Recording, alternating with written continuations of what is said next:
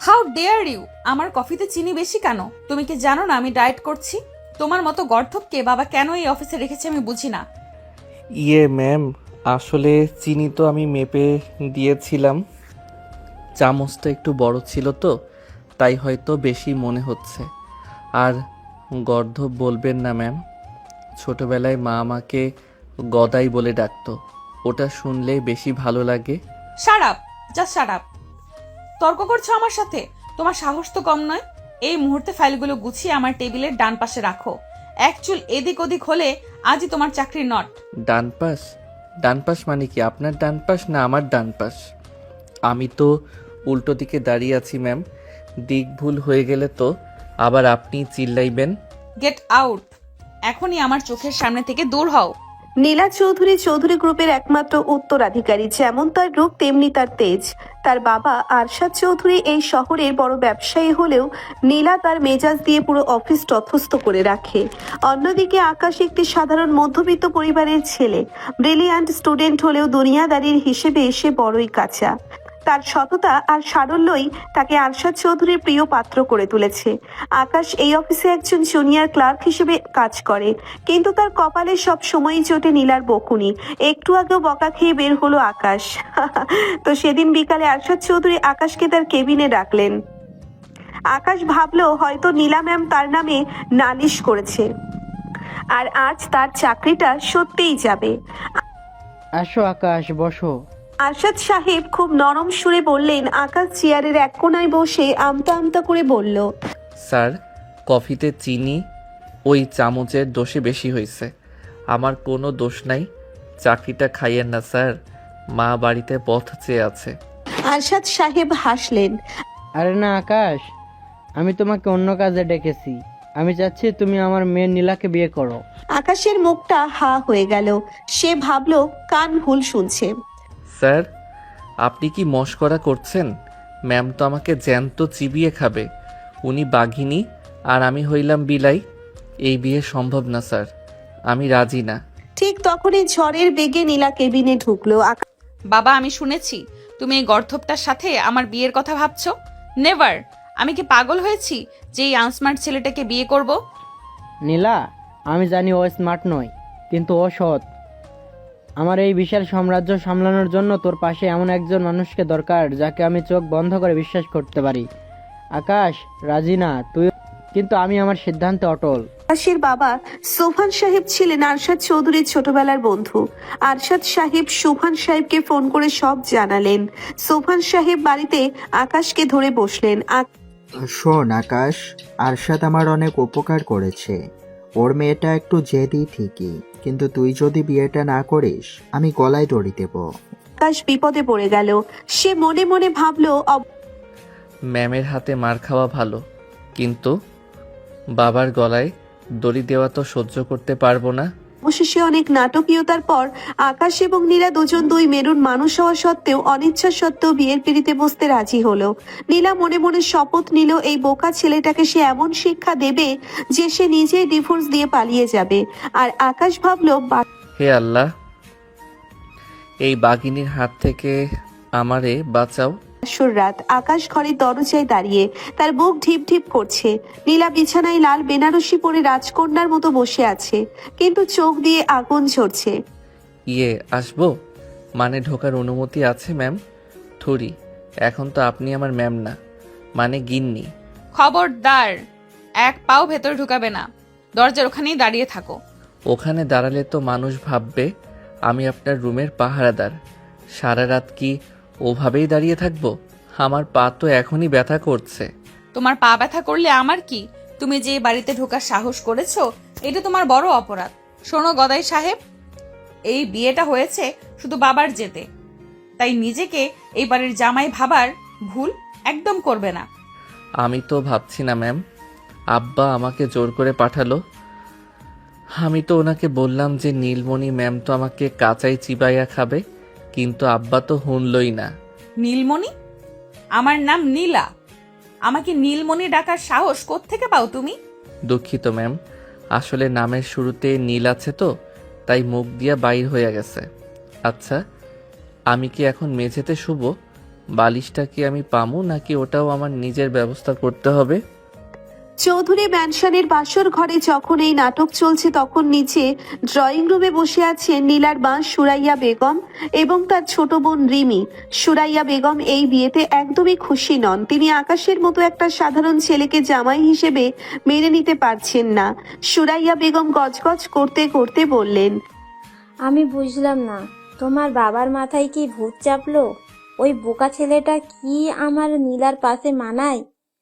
অফিসের পিয়নকে জামাই করে ঘরে তুললো।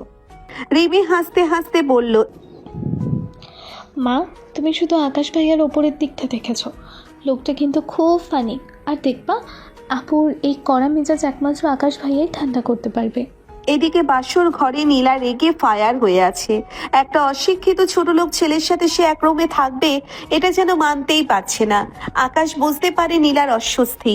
সে নিজেই একটা বালিশ হাতে নিয়ে সোফায় গিয়ে শুয়ে পড়ে। এই যে ম্যাডাম, গুড বাসর রাত, সরি, গুড নাইট। ঘুমান বেশি না ভেবে। পরের দিন সকালে আকাশ যখন ঘুম থেকে উঠল সে দেখলো সে সোফায় কুঁকড়ে শুয়ে আছে। নীলা তখন আয়নার সামনে দাঁড়িয়ে সাজগোজ করছে। নীলার পাশে দাঁড়িয়ে আছে তার বান্ধবী শাইলা। সে নীলার মতোই অহংকারী। কি রে নীলা, এ তোর বর? একে তো দেখে মনে হচ্ছে আজকেও অফিস পরিষ্কার করতে যাবে। হ্যালো মিস্টার আকাশ, আপনি কি জানেন আপনি কার স্বামী হয়েছেন? জানি তো, আমি চৌধুরী সাহেবের জামাই হইছি, তবে কাজ তো আমাকে করতেই হবে। কাজ না করলে তো পেটে ভাত জুটবে না।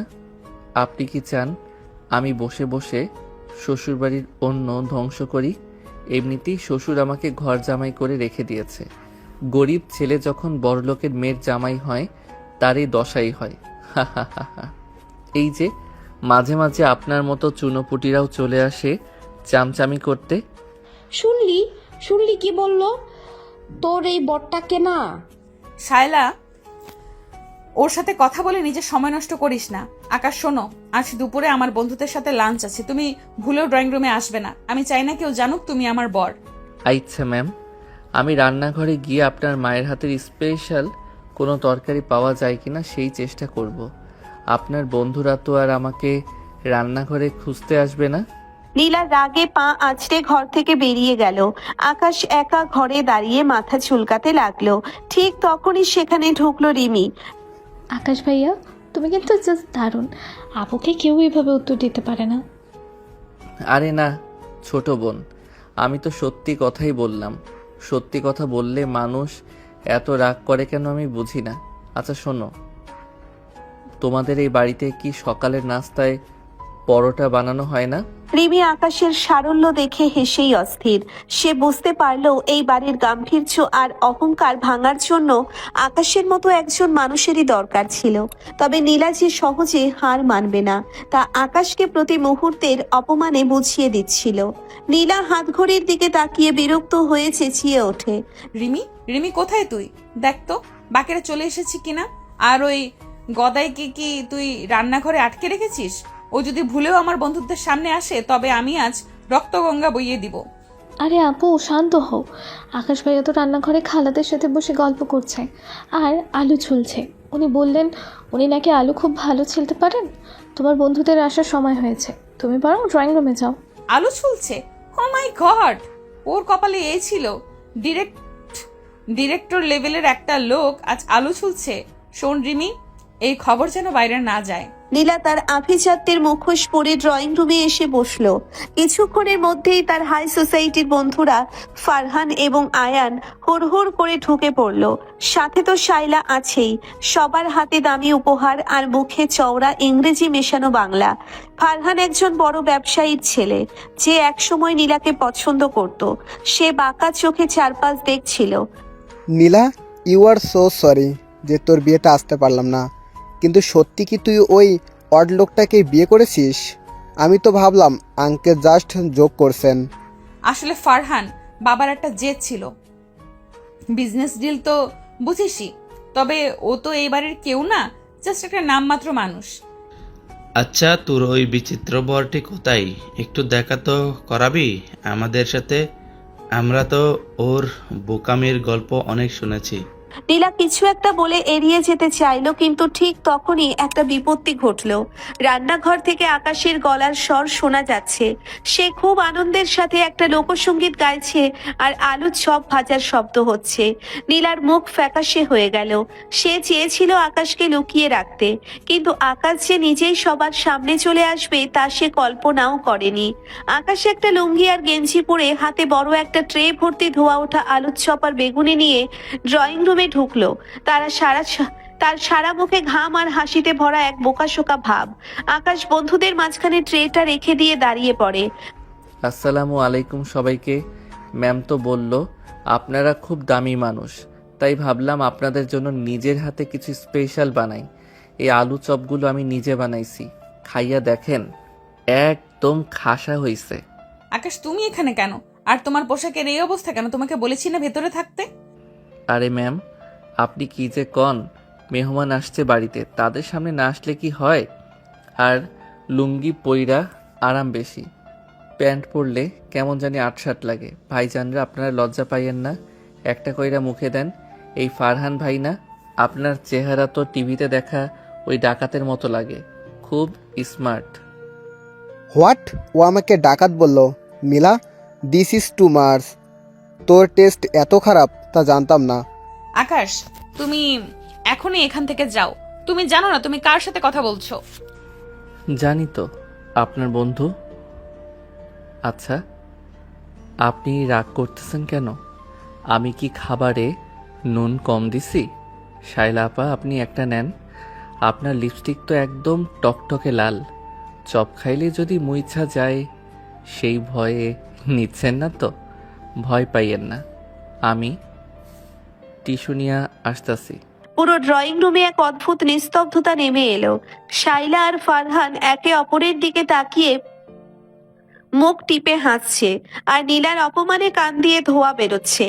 আকাশ তখনও বুঝতে পারছে না সে কি ভুল করেছে। সে উল্টে সোফায় আয়েশ করে বসে পড়ল। তা ভাইজানরা, আপনারা কি চাকরি বাকরি করেন নাকি বাপের টাকায় চলাফেরা করেন? ফারহান ভাই, আপনার ঘড়িটা তো সুন্দর, কিন্তু সময় কি ঠিক দেখায়? আমার ওই 500 টাকার ঘড়িটা কিন্তু 1 সেকেন্ডও পিছে থাকে না। আকাশ, গেট আউট। লাস্ট ওয়ার্নিং দিচ্ছি তোমাকে। আচ্ছা আচ্ছা ম্যাম, রাগ করবেন না, আমি যাচ্ছি। বড়লোকদের সাথে কথা বলা যে এত কঠিন সেটা আগে জানতাম না। আপনারা চপগুলো ঠান্ডা হওয়ার আগে খাইয়ে নিয়েন। আকাশ যখন গটগট করে ভেতরে চলে গেল, ফারহান হো হো করে হেসে উঠল। নীলা, মানতে হবে তোর বর একটা পিস, মানে পুরো এন্টারটেনমেন্ট প্যাকেজ। কিন্তু সিরিয়াসলি নীলা, তুই এর সাথে থাকবি কি করে? ও তো তোর স্ট্যাটাস পুরো মাটিতে মিশিয়ে দিচ্ছে। নীলা আর সহ্য করতে পারল না। সে নিজের রুমে গিয়ে দরজা বন্ধ করে দিল। তার মনে হচ্ছিল সে এখন বিষ খেয়ে মরবে। কিন্তু একটু পরেই দরজা নক করার শব্দ হলো। আকাশ দরজার ওপাশ থেকে উকি দিল। ম্যাম, আপনার বন্ধুদের বিদায় করার সময় আমি গেট পর্যন্ত গিয়েছিলাম। ফারহান ভাই তো যাওয়ার সময় একটা 15,000 টাকার টিপস দিতে চাইছিল আমাকে। আমি ওনাকে বললাম, ভাইজান, আমি আপনার চাকর না, আমি এই বাড়ির জামাই।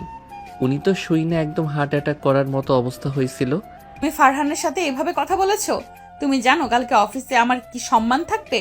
কেন ম্যাম, জামাই বলা কি পাপ? আমি তো মিথ্যা কই নাই। আচ্ছা শোনেন, আপনি কি দুপুরে ভাত খাইবেন না? আম্মা তো আপনার জন্য দেশি মুরগি রান্না করছে। আমি খাবো না।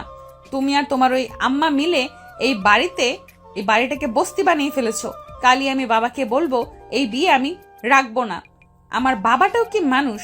তোমার মাকে সহ বাড়ি তুলে এনেছে। ভাগ্যিস তোমার বাবা আসতে রাজি হয়নি, নতুবা বাড়িটা ধর্মশালা হয়ে যেত। আর তোমার মাকে কিন্তু কাল দিয়ে আসবে। আমি বিরক্ত হয়ে যাচ্ছি। দেখা যাবে সেটা। আর বিয়ে ভাঙা কি এতই সহজ ম্যাম? মাটির হাড়ি না যে একটা আছাড় দিলেন আর ভাইঙ্গা গেল। একটু ধৈর্য ধরেন। আমার মতো বোকা লোককেও আপনার একদিন ভালো লাগবো। নীলা আকাশের দিকে একটা বালিশ ছুঁড়ে মারলো। আকাশ হাসতে হাসতে সেটা লুফে নিল।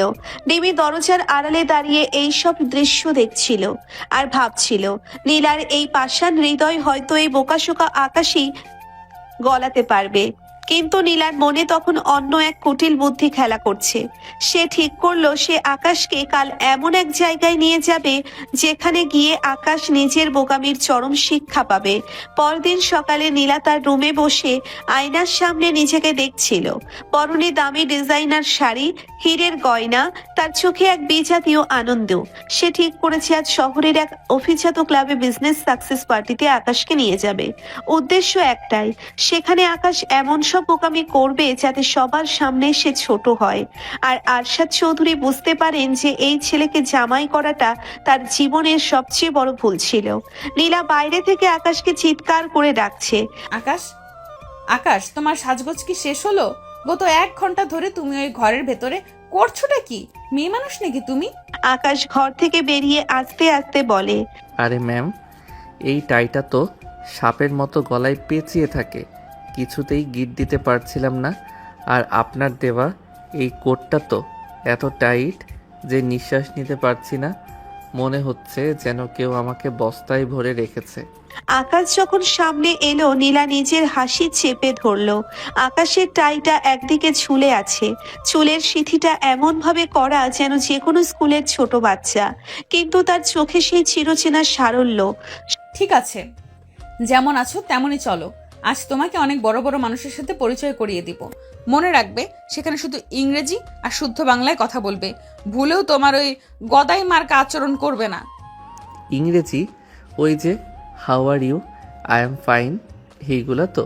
আচ্ছা ম্যাম, চিন্তা করবেন না, আমি একদম বিলেতি সাহিব সাজবো। শহরের সবচেয়ে বিলাসবহুল ক্লাব, চারিদিকে ঝাড়পাতি হালকা মিউজিক আর হাতে হাতে ওয়াইন গ্লাস। নীলা আর আকাশ ভেতরে ঢুকতেই সবার নজর তাদের দিকে। আকাশ চারপাশটা হাঁ করে দেখছে, যেন সে অন্য কোনো গ্রহে চলে এসেছে। এমন সময় নীলার সাথে দেখা হলো তার ব্যবসায়িক প্রতিদ্বন্দ্বী তৌসিফ সাহেবের। তৌসিফ সাহেব নীলার চেয়ে বয়সে বড় এবং বেশ চতুর। গরিবের ছেলে যখন বড় লোকের মেয়ের জামাই। আরে নীলা, তোমার বিয়ের কথা শুনলাম, কিন্তু দাওয়াত তো পেলাম না। ইনি কি সেই লাকি পারসন? হ্যাঁ, he is Akash. Akash meet mister Tausif. Akash Tausif সাহেবের হাত ধরে ঝাঁকাতে ঝাঁকাতে বলে, hello mister Tausif, how do you do? আপনার হাতটা তো খুব নরম, ঠিক আমার গ্রামের বাড়ির ময়দার তালটার মতো।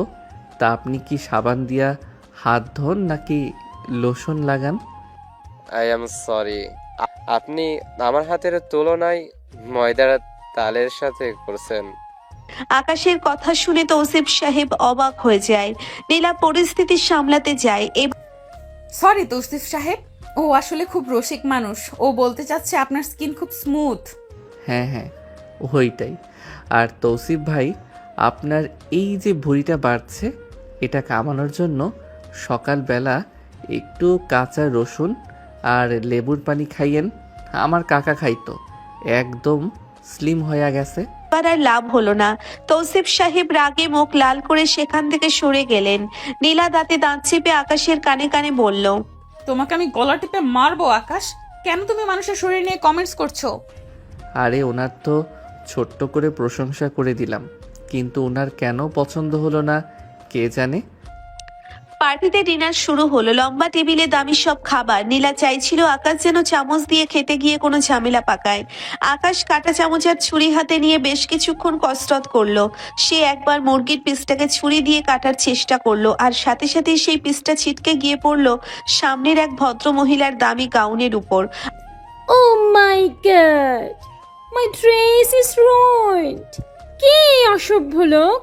আকাশ তাড়াতাড়ি উঠে গিয়ে পকেট থেকে একটা বড় গামছা বের করে মুছতে মুছতে বলে, আরে দিদিমণি, ভয় পাইয়েন না, আমার নিশানাটা একটু ভুল হয়ে গেছে।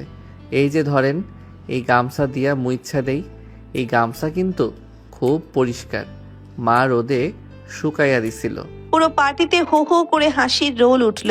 নীলার মনে হলো সে মাটির সাথে মিশে যাচ্ছে, তবে সে এই অপমানটাই চাইছিল। শাইলা আর ফারহান দূর থেকে হাসতে হাসতে প্রায় মেঝেতে গড়িয়ে পড়ার দশা। ফারহান এগিয়ে এলো।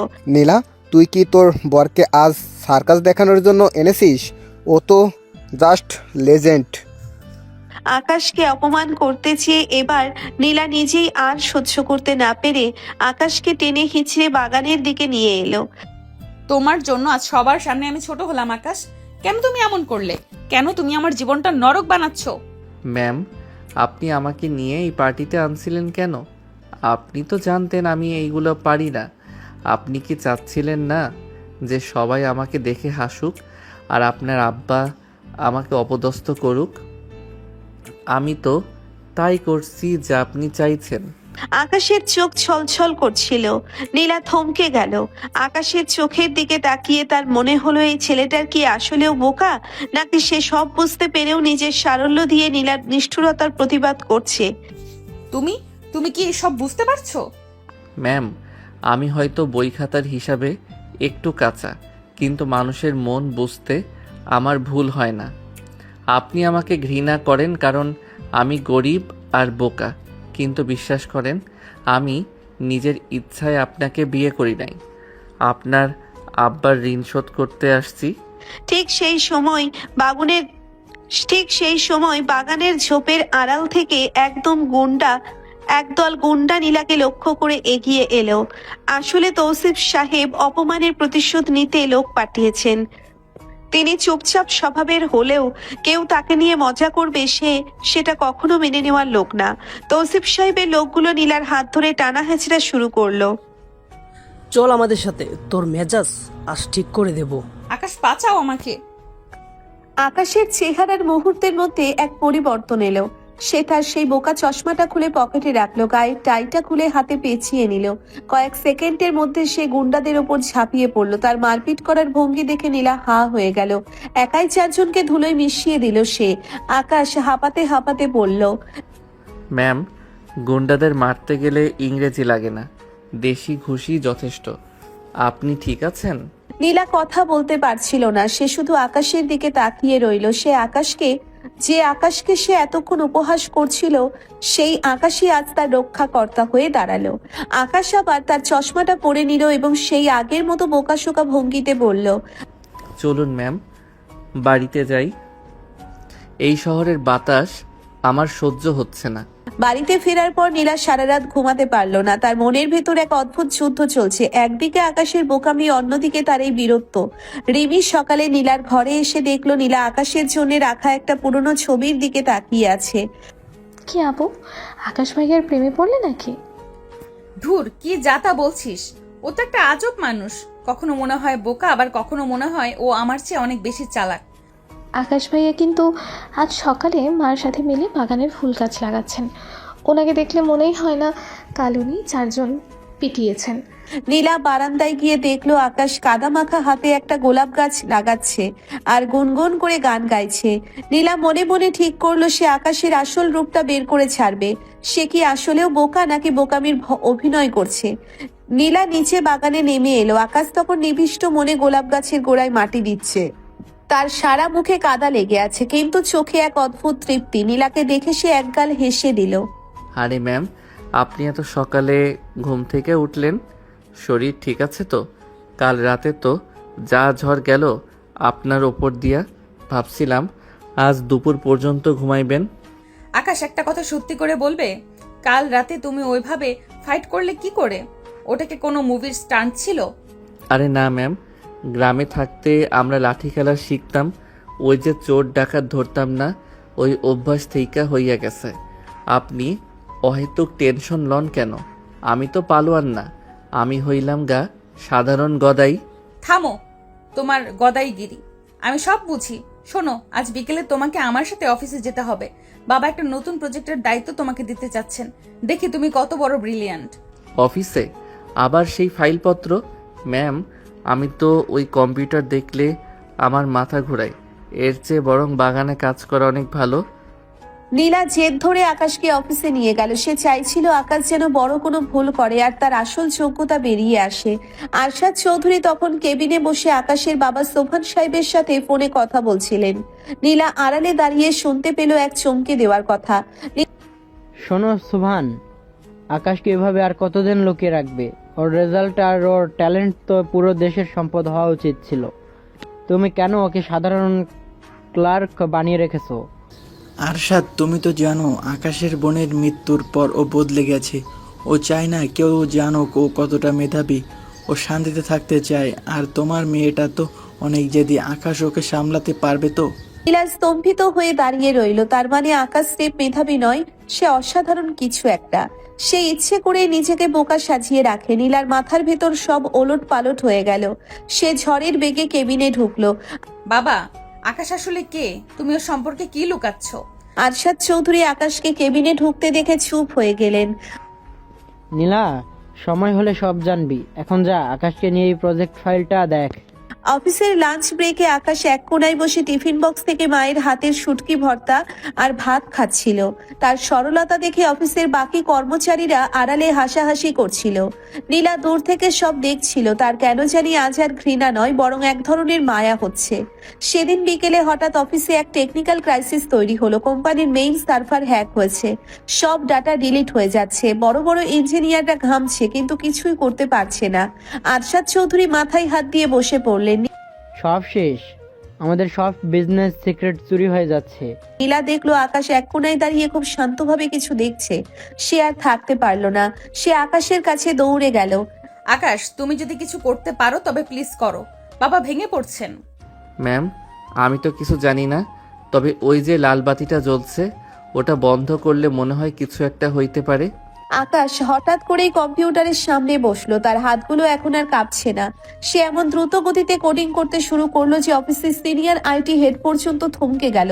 মাত্র 5 মিনিটের মাথায় সার্ভার রিকভার হয়ে গেল। সবাই হাততালি দিয়ে উঠলো। আকাশ সাথে সাথেই আবার তার সেই বোকা চশমাটা নাকে ঠিক করে বসলো। আরে, আমি তো জাস্ট টিপাটিপি করতেছিলাম, কাম হইয়া গেছে। কি আজব ব্যাপার। আর মিথ্যা বলো না আকাশ, তুমি কে তা আমি জেনে গেছি। তুমি কেন এই অভিনয়টা করছো? আকাশ থমকে গেল। সে বুঝলো আর লুকিয়ে লাভ নেই, তবে নিজে থেকে কিছু বলবেও না। এদিকে বৃষ্টি শুরু হয়েছে। অফিসের সবাই চলে গেছে, শুধু আকাশ আর নীলা পার্কিং লটে দাঁড়িয়ে। নীলা আকাশের খুব কাছে এসে দাঁড়ালো। বৃষ্টির ছাট নীলার চুলে এসে পড়ছে।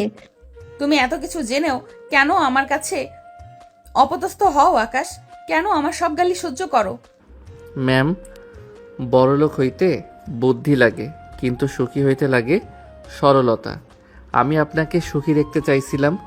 আপনি আমাকে ঘৃণা করেন যাই নাও, আমি আপনার পাশে আছি, কারণ আপনার ওই জেদের নিচে একটা খুব নরম মন আছে। আকাশ নীলার কপালে হাত দিয়ে দেখলো।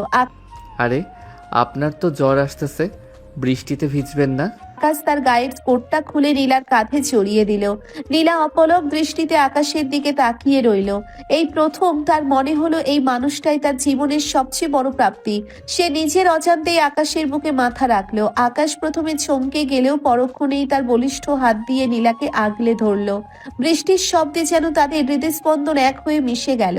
আকাশ, আমাকে ছেড়ে যাবে না তো? আপনি না তাড়াইলে এই গদায়ের সাধ্য নাই কোথাও যাওয়ার। কিন্তু এই সুন্দর মুহূর্ত বেশিক্ষণ স্থায়ী হলো না। ঠিক তখনই সেখানে উপস্থিত হলো সুরাইয়া বেগম এবং তৌসিফ সাহেব। তাদের চেহারায় এক কুটিল ষড়যন্ত্রের আভাস। নীলা, এই নিচু জাতের ছেলের সাথে তুই এভাবে মিশছিস? আমি জানতাম তুই ভুল পথে যাচ্ছিস। তৌসিফ সাহেব আমাকে সব জানিয়েছেন। এই আকাশ আসলে এক বড় জালিয়াত চক্রের সদস্য। নীলা চমকে আকাশকে ছেড়ে দিল।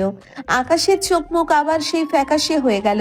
তৌসিফ সাহেব একটা ফাইল এগিয়ে দিলেন, যেখানে আকাশের নামে জালিয়াতির মিথ্যে প্রমাণ সাজানো আছে। দেখলে তো নীলা, যাকে তুমি হিরো ভাবছো সে আসলে তোমার বাবার সম্পত্তি হাতানোর জন্য এই নাটক করছে। আকাশ কোনো প্রতিবাদ করলো না। সে শুধু নীলার দিকে একবার তাকালো। সেই চোখে ছিল এক গভীর বেদনা। আকাশ নিঃশব্দে বৃষ্টির মাঝে হাঁটতে শুরু করলো। নীলা চিৎকার করে ডাকলো, কিন্তু আকাশ ফিরে তাকালো না। বৃষ্টির বেগ বাড়ছে। আকাশ মাথা নিচু করে গেটের দিকে হেঁটে যাচ্ছে। নীলা পেছনে দাঁড়িয়ে স্থানুর মতো দাঁড়িয়ে আছে। তার হাতে তৌসিফ সাহেবের দেওয়া সেই জালিয়াতির ফাইল। সুরাইয়া বেগম নীলার কাঁধে হাত রাখলেন। দেখলি তো নীলা, চোরের মন পুলিশ পুলিশ। সত্যিটা প্রকাশ পেতেই কেমন করে পালিয়ে যাচ্ছে। আমি তো আগেই বলেছিলাম এই নিচু স্তরের ছেলেরা টাকার জন্য সব করতে পারে। মা, জাস্ট স্টপ ইট। যাকে তোমরা চোর বলছো সে কিছুক্ষণ আগে এই কোম্পানির কোটি কোটি টাকা আর সম্মান বাঁচিয়েছে। তৌসিফ সাহেব, আপনি যে ফাইলটা এনেছেন সেটার সত্যতা আমি নিজে যাচাই করব। আর আকাশ? নীলা দৌড়ে গেটের কাছে গেল, কিন্তু ততক্ষণে আকাশের ছায়া অন্ধকারের মাঝে মিলিয়ে গেছে। আকাশ বাড়িতে ফেরেনি, সে তার বাবার বাড়িতেও যায়নি। আরশাদ চৌধুরী অফিসে এই খবর শুনে পাগলের মতো আকাশকে খুঁজতে লাগলেন। তিনি জানেন আকাশ কেমন। অন্যদিকে তৌসিফ সাহেব মনে মনে হাসছেন। তিনি চেয়েছিলেন আকাশকে নীলার জীবন থেকে সরাতে, যাতে নীলার সম্পত্তি আর নীলাকে তিনি নিজের আয়ত্তে আনতে পারেন। সেদিন রাতে নীলা একা ঘরে বসে আকাশের সেই কোটটার দিকে তাকিয়েছিল, যেটা আকাশ বৃষ্টিতে ভেজার সময় তাকে দিয়েছিল। কোটের পকেটে হাত দিতেই নীলা শক্ত কিছু একটা অনুভব করলো। সে বের করে দেখলো ওটা একটা ছোট্ট মেমোরি কার্ড। নীলার সাথে সাথে তার ল্যাপটপে কার্ডটি লাগালো। কার্ডের ভিতরে একটি অডিও ফাইল।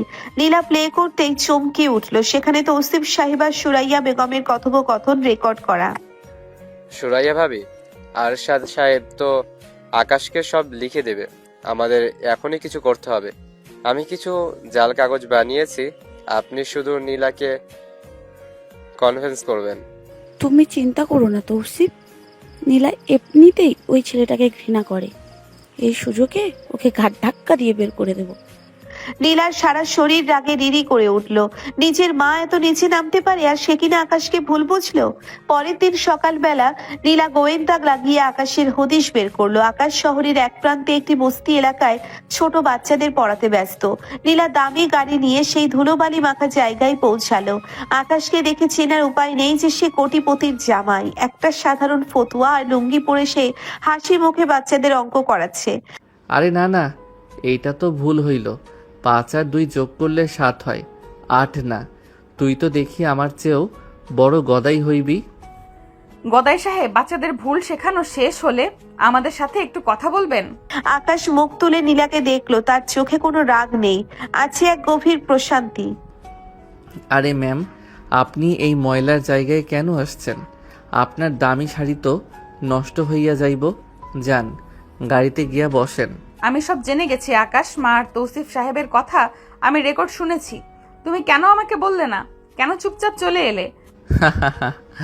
বলেন বলেন কি আপনি বিশ্বাস করতেন ম্যাম? বললে কি আপনি বিশ্বাস করতেন ম্যাম? আপনি তো আমারে শুরু থেকেই ঘৃণা করেন। প্রমাণের চেয়ে মানুষের বিশ্বাস বড়। আপনি যখন আমার দিকে সন্দেহের চোখে তাকাইছেন, তখনই আমি বুঝা গেছি আমার আর ওই বাড়িতে জায়গা নাই। আমাকে ক্ষমা করো আকাশ, আমি অনেক বড় ভুল করেছি। প্লিজ ফিরে চলো। বাবা অসুস্থ হয়ে পড়েছেন তোমার চিন্তায়। বস্তি এলাকায় তখন বিকেল গড়িয়ে সন্ধ্যা নামছে। চারপাশটা একটু নির্জন। আকাশ একটা পুরনো বেঞ্চে বসলো। নীলা তার পাশে গিয়ে বসলো। এবার কোনো জেদ নয়, কোনো অহংকার নয়। নীলা, আকাশ, তুমি এত কিছু জানো, এত ট্যালেন্টেড, তবুও কেন এভাবে থাকো? কেন নিজেকে লুকিয়ে রাখো? ম্যাম, আমার মা ছোটবেলায় একটা কথা বলতো, আকাশ যত বড়ই হোক মাটির সাথে তার সম্পর্ক থাকা লাগে। আমি সাধারণ থাকতে ভালোবাসি। আপনি কি পারবেন এই সাধারণ আকাশকে মেনে নিতে, কোনো আভিজাত্য ছাড়া? আকাশের হাতটা নিজের 2 হাতের মাঝে নিল। আকাশের হাতটা রুক্ষ কিন্তু অনেক বেশি নির্ভরযোগ্য।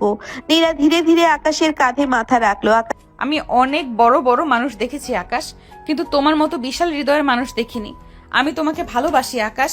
এই প্রথম আমি নিজের জেদ হেরে গিয়ে তোমাকে জিতিয়ে দিতে চাই। চমকে উঠলো। সে নীলার চোখের দিকে তাকালো। সেই চোখ আজ কোনো ঘৃণা নেই, আছে এক সমুদ্র ভালোবাসা। আকাশ নীলার কপালে আলতো করে নিজের ঠোঁট ছোঁয়ালো। বৃষ্টির সময় যেমন আকাশ আর মাটি এক হয়ে যায়, ঠিক তেমনি তাদের দুজনের মন আজ এক হয়ে গেল। আচ্ছা, ভালোবাসেন যখন, তখন কি আমাকে একটু চা বানাইয়া খাওয়াইবেন?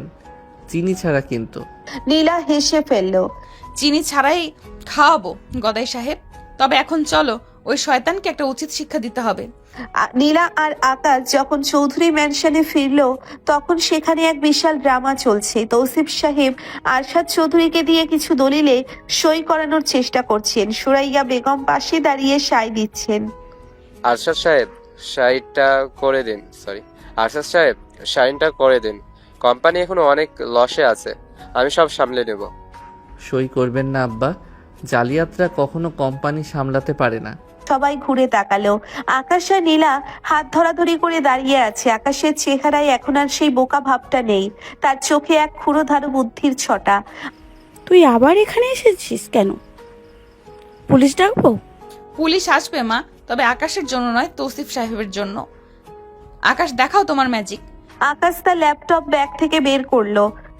কয়েক সেকেন্ডের মধ্যে সে তৌসিফ সাহেবের সব গোপন ব্যাংক অ্যাকাউন্ট আর দুর্নীতির রেকর্ড বড় স্ক্রিনে প্রজেক্ট করে দিল। তৌসিফ সাহেবের মুখ চুন হয়ে গেল। মিস্টার তৌসিফ, আপনি যে ফাইল দিয়ে আমারে ফাঁসাতে চাইছিলেন, ওই ফাইল বানানোর সময় আপনার সিস্টেমে আমি একটা ভাইরাস ঢুকাইয়া দিছিলাম। আপনার সব ডাটা এখন আমার হাতে। এখন পুলিশে যাবেন নাকি দৌড়ে পালাবেন? পুলিশ সেখানে উপস্থিত হলো। তৌসিফ সাহেবকে হাত করা পরানো হলো। সুরাইয়া বেগম লজ্জায় মাথা নিচু করে নিজের রুমে চলে গেলেন। আরশাদ চৌধুরী আকাশকে জড়িয়ে ধরলেন। আমি জানতাম আমার পছন্দ ভুল হতে পারে না। আকাশ, তুমি আমার গর্ব। রাত হয়েছে। আকাশ আর নীলা ছাদের বারান্দায় দাঁড়িয়ে। চাঁদের আলোয় পুরো বাগানটা হাসছে। নীলা, আকাশ, একটা কথা বলবো? তুমি তো আসলে বোকা নও, তুমি আমাদের সবাইকে বোকা বানিয়েছো। ম্যাম, আমি বোকা না হইলে কি আপনার এই মায়াবী রূপটা দেখতে পাইতাম? আপনি রাগী হইলেও কিন্তু বেশ সুন্দরী। চুপ করো ফাজিল, এখন থেকে আর ম্যাম ডাকবে না, নীলা বলবে। আচ্ছা নীলামণি, তবে কাল সকালে কিন্তু আমাকে আবার ওই গোলাপ গাছগুলো দেখতে যাইতে হবে। আপনার সাথে কাজ করা কিন্তু অনেক কষ্টের। খিলখিল করে হেসে উঠল। তাদের এই বৈপরীত্যের প্রেম যেন এক পূর্ণতা পেল। চৌধুরী ম্যানশনে এখন শান্তির বাতাস। তৌসিফ জেলে আর সুরাইয়া বেগম নিজের ভুল বুঝতে পেরে নিজেকে গুটিয়ে নিয়েছেন। নীলা এখন আকাশের প্রেমে হাবুডুবু খাচ্ছে। যে আকাশকে সে একদিন ড্রয়িং রুমে ঢুকতে বাধা দিয়েছিল, আজ সেই আকাশের বাহুডোরে মাথা না রাখলে তার ঘুম আসে না। শোনো গদাই সাহেব, আজ কিন্তু অফিসে নতুন বিদেশি ক্লায়েন্ট আসবে। তুমি কি তোমার ওই পুরনো ভাঙা চশমাটা পরেই যাবে? আমি তোমার জন্য নতুন একটা ফ্রেম এনেছি, ওটা পরো না একবার। আরে নীলামণি, নতুন চশমা পরলে তো আমাকে আবার হিরোর মতো লাগবে। তখন তো অফিসের মেয়েরা আমার দিকে লাইনে দাঁড়াবে। তোমার কি হিংসে হবে না? থামো, তোমার মতো এই গাধাকে আমি ছাড়া আর কেউ পছন্দ করবে না। যাও, তৈরি হয়ে নাও। অফিসে আজ সাজ রব। আরশাদ চৌধুরী আজ অত্যন্ত খুশি, কারণ আকাশ এখন অফিসিয়ালি কোম্পানির ডিরেক্টর। আকাশ যদিও তার সেই চিরচেনা সারল্য ধরে রেখেছে, কিন্তু ব্যবসায়িক টেবিলে তার মেধা এখন সবার মুখে মুখে। দুপুরের দিকে অফিসের লাউঞ্জে আকাশ যখন কফি খাচ্ছিল, হঠাৎ রিসেপশন থেকে খবর এলো একজন মহিলা তার সাথে দেখা করতে চান। মহিলার নাম শার্লিন। আকাশ নামটা শুনেই হাতের কফির কাপটা সশব্দে টেবিলে নামিয়ে রাখলো। তার ফর্সা মুখটা মুহূর্তেই ফ্যাকাশে হয়ে গেল। নীলা তার কেবিন থেকে বেরোতেই দেখলো আকাশ স্থির হয়ে দাঁড়িয়ে আছে। সামনে এক অত্যাধুনিক পোশাক পরিহিত তরুণী, যার চোখে মুখে এক অদ্ভুত দাবি। কি আকাশ, চিনতে পারছো না? মাত্র 3টে বছর তো হলো, এর মধ্যেই তুমি এত বড় কোম্পানির ডিরেক্টর আর মস্ত বড় লোক হয়ে গেলে। তুমি এখানে কেন শার্লিন? তোমার তো বিদেশে থাকার কথা ছিল। বিদেশে মন টিকলো না রে, বিশেষ করে যখন শুনলাম আমার সেই পুরনো বোকা আকাশ এখন শহরের সবচেয়ে সুন্দরী আর ধনী মেয়ের স্বামী। ভাবলাম একবার দেখে আসি নীলা চৌধুরী কি আমার জায়গাটা নিতে পারলো কিনা। নীলা এগিয়ে এলো। তার ষষ্ঠেন্দ্রিয় বলছে এই মেয়েটি আকাশের জীবনের কোনো অন্ধকার অতীত। নীলা আকাশের হাতটা শক্ত করে ধরলো। আকাশ, ইনি কে? তোমাদের চেনাশোনা কি আগে থেকেই?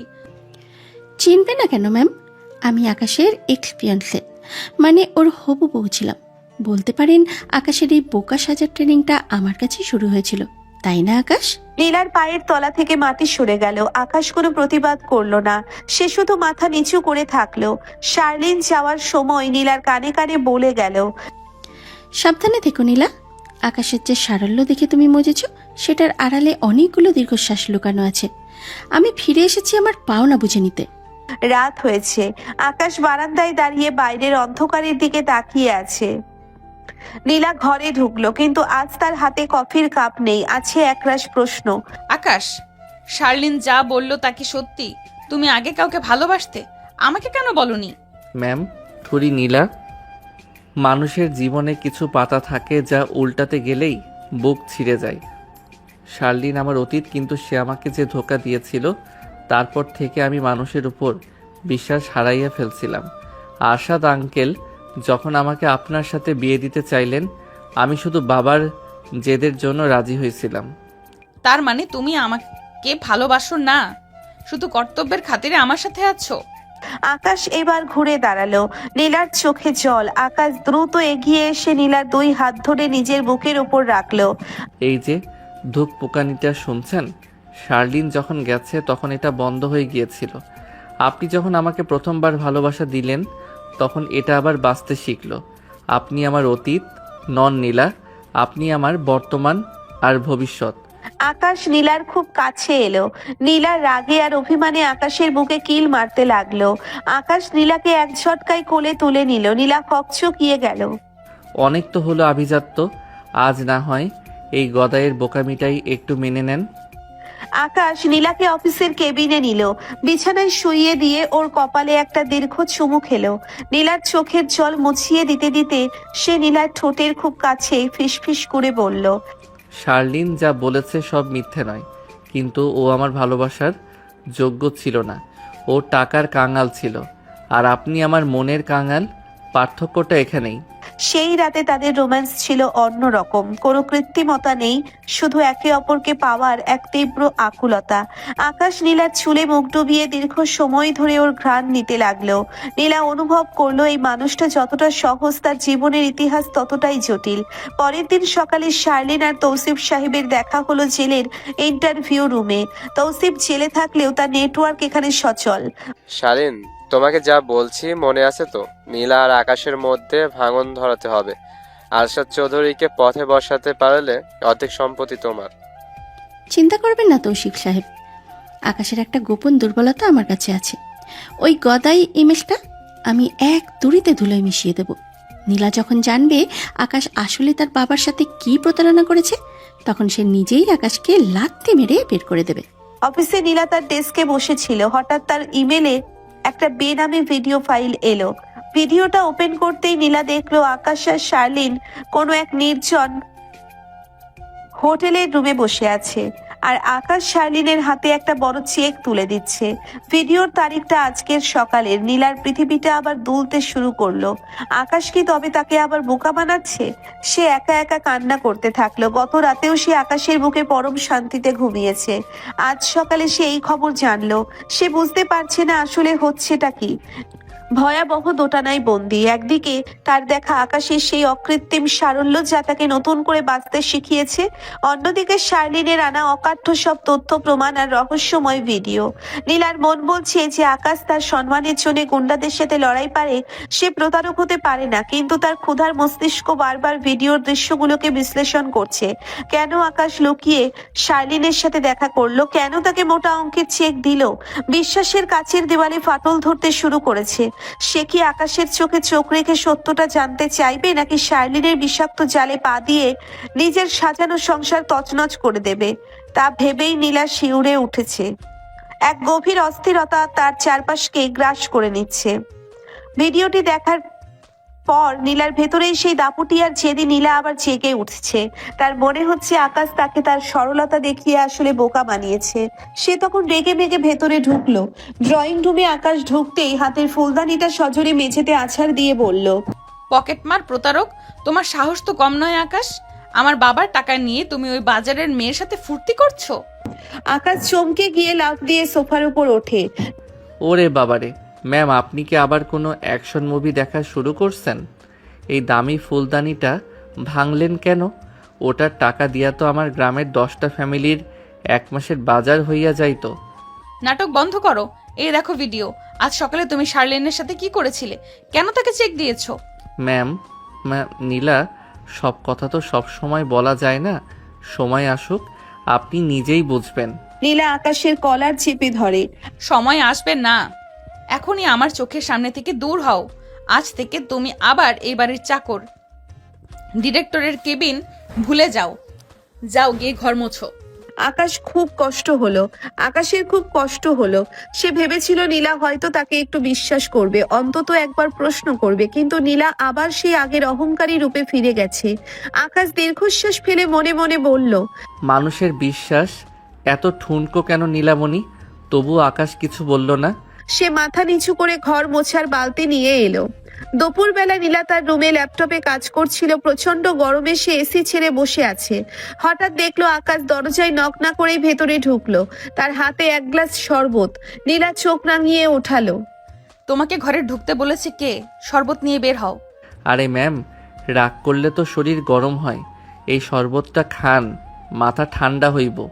আমি নিজ হাতে লেবু চিপসি।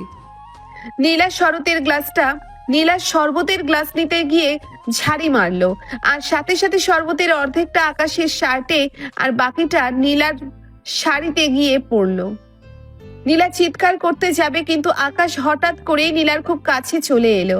সে নীলার শাড়ির ভিজে যাওয়া অংশ নিচে রুমাল দিয়ে মুছতে শুরু করলো। কি করছো তুমি? ছাড়ো আমাকে। আকাশ নীলার চোখে চোখ রেখে গম্ভীর গলায় বলল, নড়বেন না। শাড়িতে দাগ পইরা গেলে তো আবার চিল্লাইবেন। আপনি যত বড়ই ডন হয়ে যান না কেন, ময়লা পরিষ্কার করার কাজ কিন্তু এই গদাইরেই করতে হয়। আকাশ নীলার চোখে চোখ রেখে গম্ভীর গলায় বলল।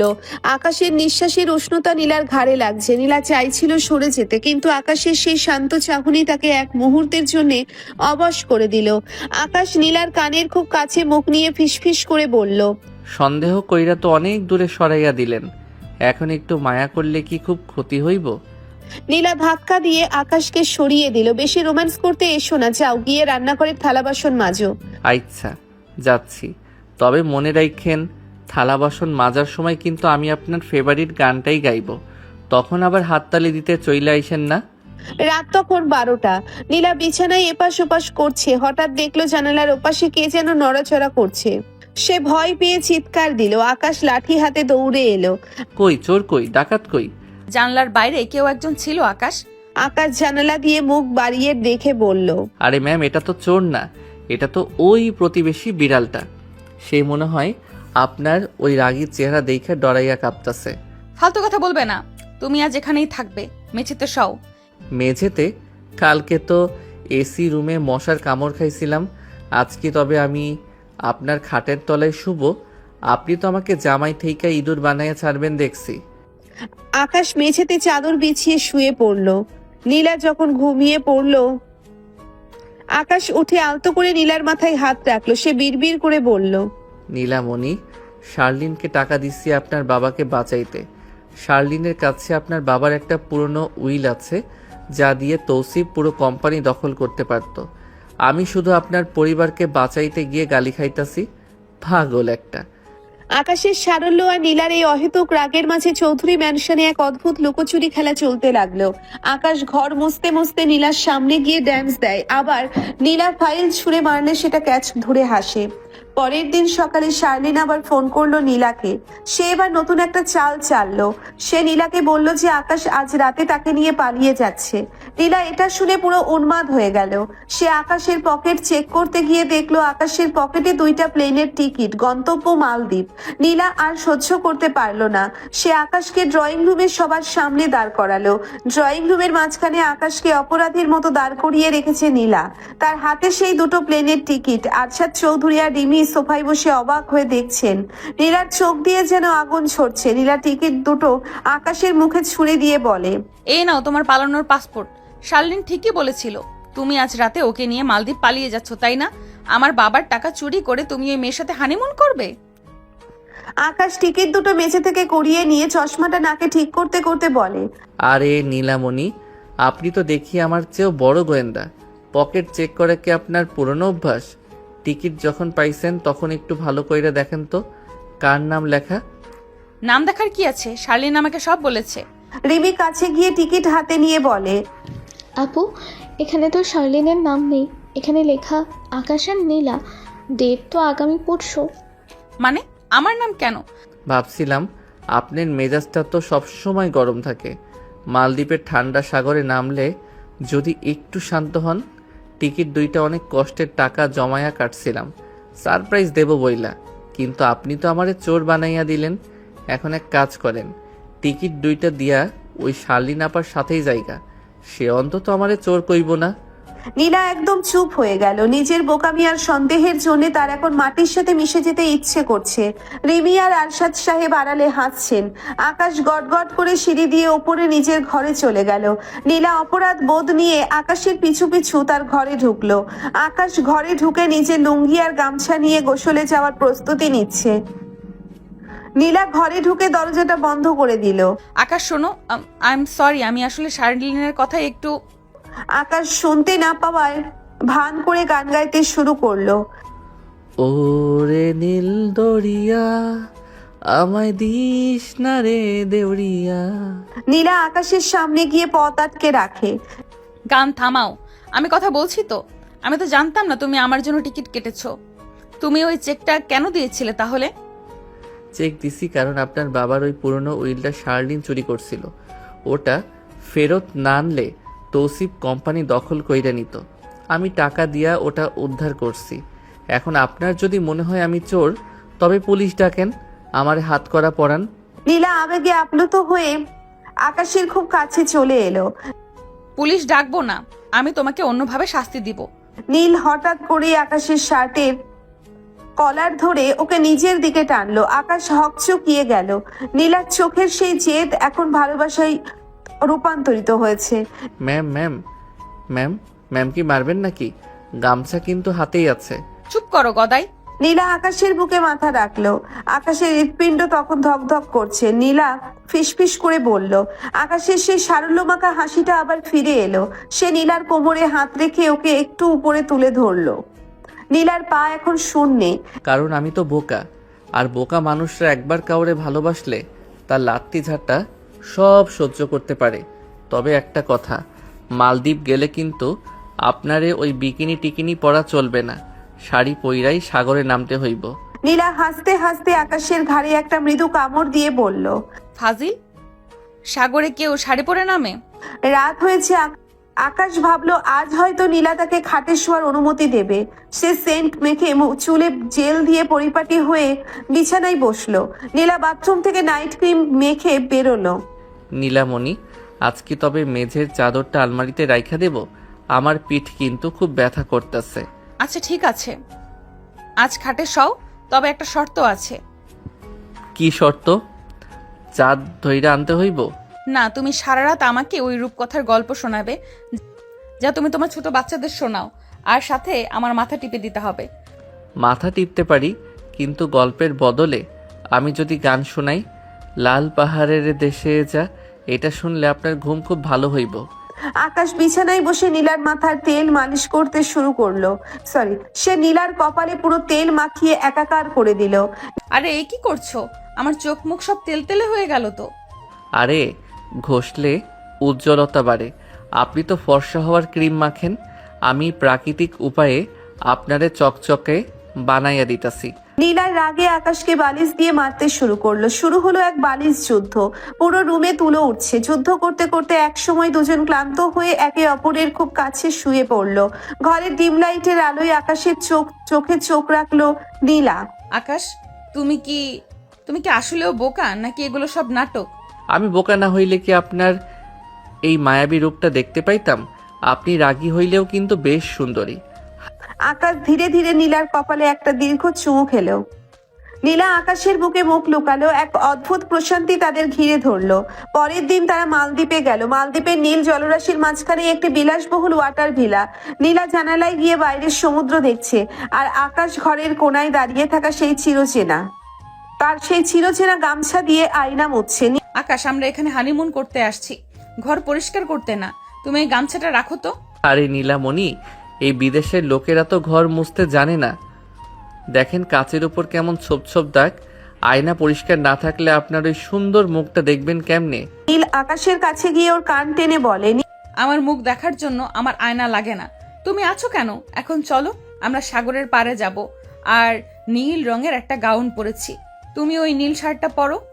নীল শার্ট? ওরে বাবারে, আমাকে তো নীল শার্ট পরলে একদম সাগরের মাছের মতো লাগবে। আপনি আবার বসে দিয়ে টাইনা ধরবেন না তো? নীল আকাশকে এক প্রকার জোর করে তৈরি করিয়ে সমুদ্রের পাড়ে নিয়ে এলো। নীল দিগন্ত আর স্বচ্ছ জলরাশি।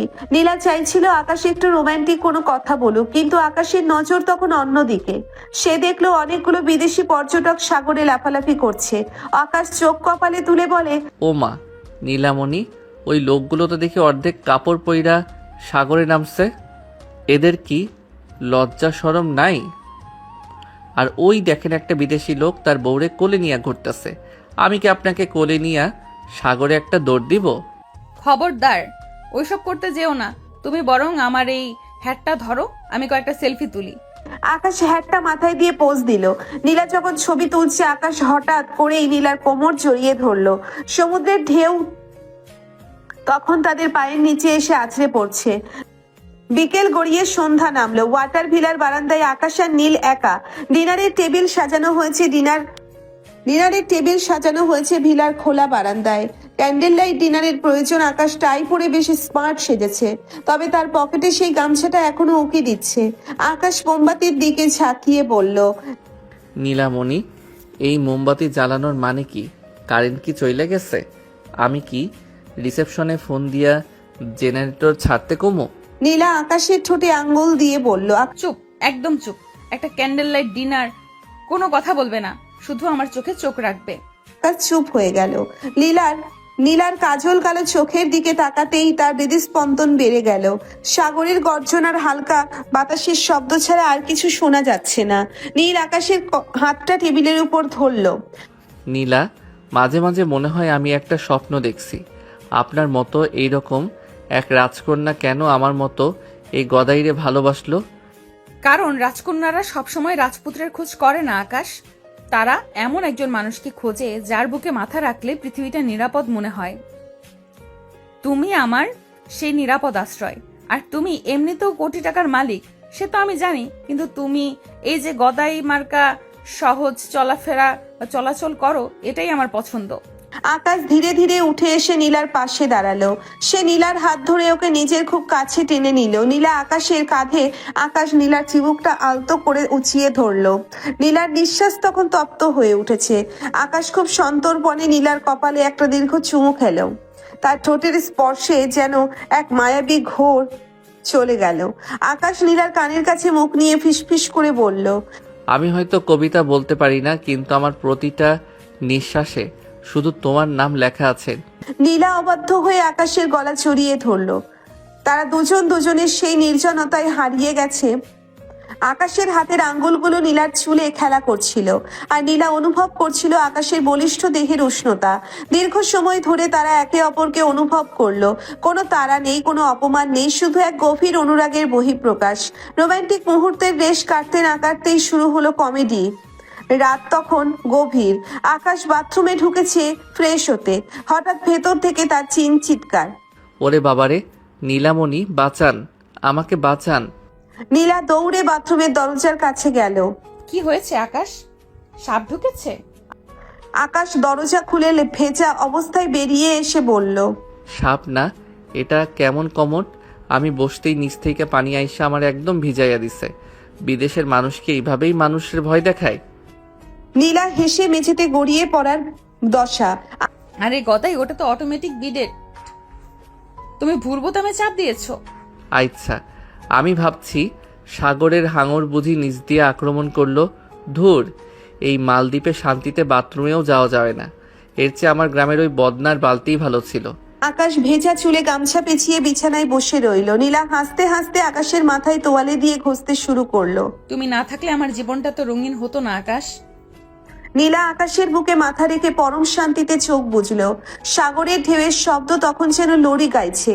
মালদ্বীপের নীল জলরাশির ওপর রোদ ঝিকিমিকি করছে। আকাশ আর নীলা একটি স্পিড বোটে করে সমুদ্রের মাঝখানে যাচ্ছে স্কুবা ডাইভিং করতে। আকাশ গায়ে লাইফ জ্যাকেট পরে এমন ভাবে বসে আছে যেন সে মহাকাশে যাচ্ছে। নীলামণি, এটা কি আসলেও দরকার? সাগরের নিচে মাছ আছে তো আমরা উপর থেকে দেখলেই পারি। অহেতুক নিচে গিয়া ওদের ডিস্টার্ব করার মানে হয় না। মাছগুলো যদি কামড় দেয়? আরে গদাই, মাছ কামড়াবে না, আর তোমার অক্সিজেন মাস্ক তো থাকবেই। তুমি কি জানো সাগরের নিচে অন্য এক জগৎ? আমি চাই আমরা দুজন সেখানে হাত ধরে কিছুক্ষণ থাকি। হাত ধরলে তো ঠিক আছে, কিন্তু ওই যে বড় সিলিন্ডারটা পিঠে ঝুলাইয়া দিছে, ওটা নিয়ে তো আমি মাছের মতো না, ব্যাঙের মতো ভাসুম। নীলা আকাশের দিকে তাকিয়ে একটু থমকে গেল। আকাশকে আজ লাইফ জ্যাকেট আর সানগ্লাসে বেশ স্মার্ট লাগছে। সে জানে আকাশ কতটা বুদ্ধিমান আর কত বড় ধনী, কিন্তু তার এই বোকামির ঢং মাঝে মাঝে নীলাকে খুব ভাবায়। সে আকাশের খুব কাছে গিয়ে দাঁড়ালো। আকাশ, একটা কথা সত্যি করে বলবে? তুমি তো এখন আমাদের এই বিশাল সাম্রাজ্যের ডিরেক্টর। তোমার হাতে কোটি কোটি টাকা। তুমি চাইলে দামি দামি ব্র্যান্ডের কাপড় পরতে পারো, আধুনিক সব জিনিস চেনো। তবুও কেন এই যে কিছু চিনি না, কিছু বুঝি না বলে এত ঢং করো? ডং করি না তো নীলামণি, আসলে বড়লোক হওয়াটা একটা অভ্যাসের ব্যাপার হইতে পারে, কিন্তু আমি গরিবী চলা পছন্দ করি। আমার মা একটা কথা বলতো, পায়ের নিচে মাটি থাকলে মনটা শান্ত থাকে। আমি যদি সব স্মার্ট সাজি তবে আপনার মতো জেদি একটা মেয়েকে কে সামলাইব? আপনার এই রাগী মুখটা দেখা আমি যখন বোকামি করি তখন আপনার মুখে যে হাসিটা ফুটে ওঠে সেটা কি কোটি টাকা দিয়া কেনা যাইব? নীলা স্তব্ধ হয়ে গেল। আকাশের এই সহজ উত্তরের পেছনে যে কত বড় দর্শন লুকিয়ে আছে তা সে আজ বুঝতে পারল। সে আকাশের গালে একটা মৃদু চুমু খেয়ে বলল, তুমি আসলেও একটা পিস আকাশ। অবশেষে তারা সাগরের গভীরে নামলো। চারিদিকে রঙিন কোরাল আর হাজারো নাম না জানা মাছের মেলা। অক্সিজেন মাস্ক মুখে থাকায় কেউ কথা বলতে পারছে না, কিন্তু নীলা দেখলো আকাশ তার হাতটা শক্ত করে ধরে আছে। পানির নিচে চারপাশটা একদম শান্ত। নীলা আকাশের দিকে তাকিয়ে ইশারায় জিজ্ঞেস করলো সে কেমন আছে। আকাশ তার হাতের বুড়ো আঙ্গুল দেখিয়ে ঠিক আছে বোঝালো এবং হঠাৎ পানির নিচেই নীলার দিকে একটা উড়ন্ত চুমু ছুঁড়ে দিল। নীলা পানির নিচেই হেসে ফেললো। তাদের চারপাশে বুদবুদ উঠছে। আকাশ নীলার কোমর জড়িয়ে ধরে তাকে একটা বড় কোরালের কাছে নিয়ে গেল। সেখানে মাছেরা তাদের চারপাশ দিয়ে ঘুরে বেড়াচ্ছে। পানির নিচে সেই নির্জনতায় নীলা অনুভব করলো আকাশের শরীরের উষ্ণতা। আকাশ নীলার চশমার ওপর দিয়ে ওর কপালে নিজের কপাল ঠেকালো। কোনো কথা ছাড়াই সেই মুহূর্তে তাদের মাঝে এক গভীর ভালোবাসার বিনিময় হলো। মনে হচ্ছিল সময় যেন থমকে গেছে। সাগরের নিচ থেকে উঠে আসার পর আকাশ পুরো চাঙ্গা, কিন্তু ডিনারের সময় আবার শুরু হলো তার কমেডি। তারা একটা আন্ডার ওয়াটার রেস্টুরেন্টে বসেছে। চারপাশেই কাজ আর তার ওপাশে বিশাল সব মাছ সাঁতার কাটছে। আকাশ মেনু কার্ড দেখে কপাল কুঁচকে, নীলামণি, এরা কি সব কাঁচা মাছ খাওয়াই নাকি? এই যে সব সুশি টুসি লিখছে, এগুলো তো জাপানি মাছের নাম। আমার তো পেটে সহ্য হইব না। আরে না আকাশ, এগুলো দামি খাবার। তুমি তো বড়লোক হয়ে গেছো, একটু ট্রাই করো। বড়লোক হইছি বইলা কি পেট নষ্ট করুম? আমি বরং রিসেপশনে গিয়া বলি যদি একটু ডাল ভাত আর আলু ভর্তা পাওয়া যায়। আর ওই দেখেন একটা বড় হাঙর আমার প্লেটের দিকে কেমন কইরা তাকায় আছে, ওরে কি একটা টুকরা দিমু নাকি? আকাশ, মাছ তোমাকে দেখছে না, তুমি মাছকে দেখছো। চুপচাপ বসে এই চিংড়িটা খাও। আকাশ চিংড়ি খেতে গিয়ে চামচ দিয়ে খোঁচা মারলো, আর অমনি চিংড়িটা লাফ দিয়ে পাশের টেবিলে এক ফরাসি দম্পতির গ্লাসের ভেতরে গিয়ে পড়লো। সরি ভাইজান, আমার চিংড়ি মাছটা মনে হয় আপনার ড্রিঙ্কস দেখা লোভ সামলাইতে পারে নাই, ওরে ফিরাইয়া দেন, আমি আবার বাটিতে রাখতাছি। ফরাসি ভদ্রলোক হ্যাবলা হয়ে তাকিয়ে রইলেন। নীলা লজ্জায় টিস্যু দিয়ে নিজের মুখ ঢেকে হাসতে লাগলো। এরপর তারা ভিলাতে চলে যায়। রাতে ভিলার ব্যালকনিতে তারা বসে আছে। আকাশে প্রচুর তারা। নীলামণি, মালদ্বীপ সুন্দর ঠিকই, কিন্তু আপনার এই রাগটা না থাকলে আরো বেশি সুন্দর লাগতো। আমার রাগ তো তুমিই কমালে আকাশ। এখন তো আর রাগ হয় না, শুধু তোমার ওই বোকামি দেখে হাসি পায়। আকাশ নীলার মাথা নিজের কাঁধে টেনে নিল। সে নিচু স্বরে গাইতে শুরু করলো, এই পথ যদি না শেষ হয়। নীলা চোখ বন্ধ করে আকাশের বুকের ধকপকানি শুনতে লাগলো। সে বুঝতে পারছে এই সাধারণ ছেলেটাই তার জীবনের সবচেয়ে বড় অসাধারণ প্রাপ্তি। মালদ্বীপের ওয়াটার ভিলার চারপাশটা তখন অদ্ভুত নিস্তব্ধ। জানালার ওপাশে সমুদ্রের জলরাশি চাঁদের আলোয় রূপালী চাদরের মতো ঝিকমিক করছে। আকাশ বারান্দার রেলিং ধরে দাঁড়িয়েছিল। তার মনে এক অন্য রকম প্রশান্তি। ঠিক তখনই বাথরুমের দরজা খোলার শব্দে সে পেছনে ফিরে তাকালো। বাথরুম থেকে বের হওয়া নীলার দিকে তাকিয়ে আকাশের পায়ের তলা থেকে যেন মাটি সরে গেল। নীলার পরনে একদম হালকা ল্যাভেন্ডার রঙের একটি সিল্কের স্লিভলেস ড্রেস। তার ভেজা চুলগুলো একটি সাদা তোয়ালে দিয়ে মাথায় চূড়ার মতো করে বাঁধা। তোয়ালের ভাঁজ থেকে চুইয়ে পড়া দু এক ফোঁটা জল তার মসৃণ ঘাড় দিয়ে গড়িয়ে নামছে। সাবানের এক অপূর্ব সুবাসে ঘরটা ভরে গেল। আকাশ মন্ত্রমুগ্ধের মতো এগিয়ে এলো। তার চোখে মুখে তখন রাজ্যের ঘোর। নীলা ড্রেসিং টেবিলের সামনে দাঁড়িয়ে আয়নায় নিজেকে দেখছিল। আকাশ তার একদম পেছনে গিয়ে দাঁড়ালো। আয়নায় দুজনের চোখাচোখি হতেই নীলার ঠোঁটে এক লাজুক হাসি ফুটে উঠল। কিভাবে তাকিয়ে আছো আকাশ, যেন এই প্রথম দেখলে? আকাশ কথা বলল না। সে নিজের দুহাত দিয়ে নীলার কোমরের দুপাশ জড়িয়ে ধরলো। আকাশের হাতের উষ্ণতা নীলার পাতলা সিল্কের পোশাক ভেদ করে শরীরের শিহরণ জাগিয়ে তুলল। সে নীলার কাঁধে নিজের চিবুক রাখলো। আকাশ খুব সন্তর্পণে নীলার মাথার তোয়ালেটা খুলে ফেললো। সাথে সাথে তার পিঠময় ছড়িয়ে পড়লো ঘন কালো ভেজা চুলের রাশি। আকাশ তার নাক ডুবিয়ে দিল সেই ভেজা চুলের ঘ্রাণে। তার হাতের আঙ্গুলগুলো নীলার কোমরের ভাঁজে আলতো করে বিচরণ করছিল। আকাশ নীলার ঘাড়ে ছোট ছোট চুমু আঁকতে লাগলো। প্রতিটি স্পর্শে নীলা যেন আরো বেশি কাবু হয়ে যাচ্ছিল। সে আকাশের বলিষ্ঠ হাতের ওপর নিজের হাত রেখে শক্ত করে চেপে ধরলো। আকাশের নিঃশ্বাস তখন নীলার কানের পাশে তপ্ত হয়ে আছড়ে পড়ছে।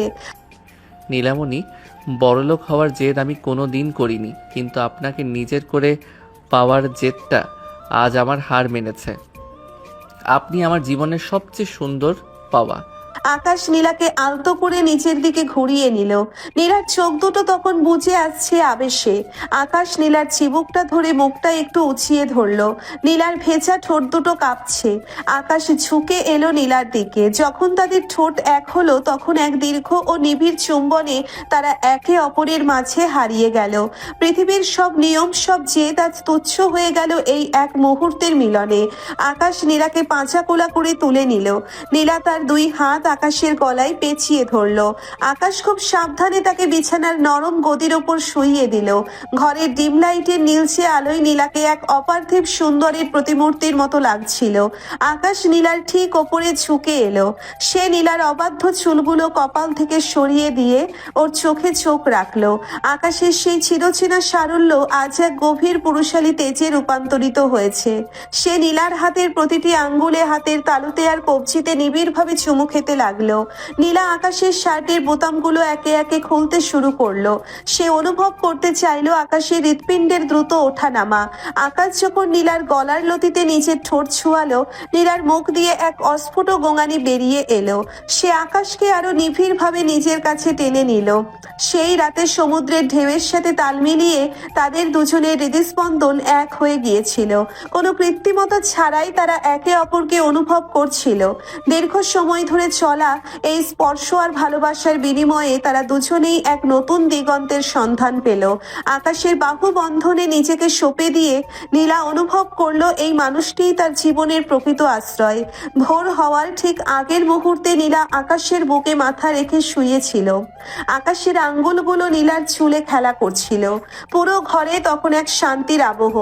আকাশ, আমরা কি সবসময় এমনই থাকবো? থাকবো নীলা, শুধু আপনি আমার ওই বোকামিগুলো একটু সইয়া নিয়েন। নীলা হেসে আকাশের বুকে একটা কামড় দিল। ফাজিল, এখনো বোকামির কথা ভুললে না? আকাশ হাসলো। মালদ্বীপের সেই মোহময় রাত কাটিয়ে যখন আকাশ আর নীলা দেশের মাটিতে পা রাখলো তখন এয়ারপোর্টের বাইরে আবহাওয়াটা বেশ থমথমে। আরশাদ চৌধুরী তাদের নিতে আসার কথা থাকলেও তার জায়গায় এসেছে একটি কালো রঙের মাইক্রোবাস। চালকের আসনে বসা লোকটির বুক অর্ধেক ঢাকা। আকাশ, বাবার তো আসার কথা ছিল। এই গাড়িটা কার? ড্রাইভারকেও তো চিনতে পারছি না। আর নীলামণি, বড়লোকদের কত গাড়ি, হয়তো নতুন কিনছে। চলেন উঠি, অনেক ক্লান্ত লাগছে। আকাশ গাড়ির দিকে এগিয়ে যেতেই নীলা তার হাত শক্ত করে ধরলো। সে দেখতে পেল গাড়ির ভেতর আরো দুজন লোক বসে আছে যাদের পকেটে অস্ত্রের অবয়ব স্পষ্ট। নীলা বুঝতে পারলো এটা কোনো সাধারণ অভ্যর্থনা নয়। গাড়ি থেকে আচমকা তিনজন গুন্ডা বেরিয়ে এলো। তাদের হাতে লোহার রড আর পিস্তল। তারা সরাসরি আকাশের দিকে তেড়ে এলো। তৌসিফ ভাই জেলে থাকলেও তার হাত অনেক লম্বা। এই ছোকরাকে আজ দুনিয়া থেকে সরিয়ে দিতে হবে। তারা আকাশকে লক্ষ্য করে রড চালাতে যাবে, ঠিক তখনই ঘটে গেল এক অভাবনীয় কাণ্ড। আকাশ লড়াই করার প্রস্তুতি নিচ্ছিল, কিন্তু তার আগেই নীলা এক ঝটকায় আকাশকে নিজের পেছনে সরিয়ে দিল। খবরদার, আমার স্বামীর গায়ে হাত দেওয়ার আগে আমার সাথে লড়তে হবে। আমি নীলা চৌধুরী শুধু বিজনেস ডিল করতে জানি না, শয়তানদের হাড় গুঁড়ো করতেও জানি। নীলা তার দামি চামড়ার ব্যাগটা দিয়ে প্রথম গুন্ডার মাথায় সজোরে আঘাত করলো। ব্যাগটার চেইন আর ধাতব অংশ গুন্ডাটির কপালে লেগে রক্ত ঝরতে শুরু করলো। গুন্ডারা থমকে গেল। তারা কল্পনাও করেনি এই মেয়েটি এভাবে রুখে দাঁড়াবে। দ্বিতীয় গুন্ডাটি নীলার দিকে হাত বাড়াতেই নীলা তার হাই হিল জুতো খুলে এক গুন্ডাটির পায়ে সজোরে ছুঁড়ে দিল। গুন্ডাটি ব্যথায় কুকড়ে যেতেই নীলা তার পিস্তল ধরা হাতটা মুচড়ে ধরলো। ওরে বাবারে নীলামণি, আপনি তো দেখি লেডিস সিঙ্গাম। আমি তো ভাবছিলাম আমার লাঠি খেলা দেখামো, আপনি তো ব্যাগ আর জুতা দিয়াই অর্ধেক সাফ কইরা দিছেন। চুপ করো আকাশ, তুমি একটু সরো তো। এরা ভেবেছে তুমি একা বলেই তোমাকে মারবে। আজ আমি দেখাবো ভালোবাসার মানুষের জন্য আমি কতটা ভয়ঙ্কর হতে পারি। বাকি গুন্ডারা যখন একসাথে আক্রমণ করতে এলো, নীলা এয়ারপোর্টের একটি লোহার ব্যারিকেড টেনে এনে তাদের সামনে পথ আগলে দাঁড়ালো। সে যেন এক জ্যান্ত ঢাল, যার ওপাশে আকাশকে ছোঁয়ার সাধ্য কারো নেই। ঠিক তখনই পুলিশের সাইরেন শোনা গেল। নীলা একাই গুন্ডাদের আটকে রেখেছিল ততক্ষণে। পুলিশ আসতেই গুন্ডারা পালিয়ে যাওয়ার চেষ্টা করলো, কিন্তু ধরা পড়ল। ধুলোবালি আর ঘামে নীলার সেই মেকআপ আজ নষ্ট, শাড়িটা অবিন্যস্ত, কিন্তু তার চোখে মুখে এক রাজকীয় তেজ। আকাশ ধীর পায়ে নীলার কাছে এলো। সে নীলার হাত থেকে ব্যাগটা নিল এবং ওর ধুলো মাখা হাত দুটো নিচের হাতের তালুতে রাখলো। নীলা, আপনি আজ যা করলেন, আমি তো ভাবছিলাম আমি আপনাকে সারা জীবন রক্ষা করুম, কিন্তু আজ আপনি আমার জীবন বাঁচালেন।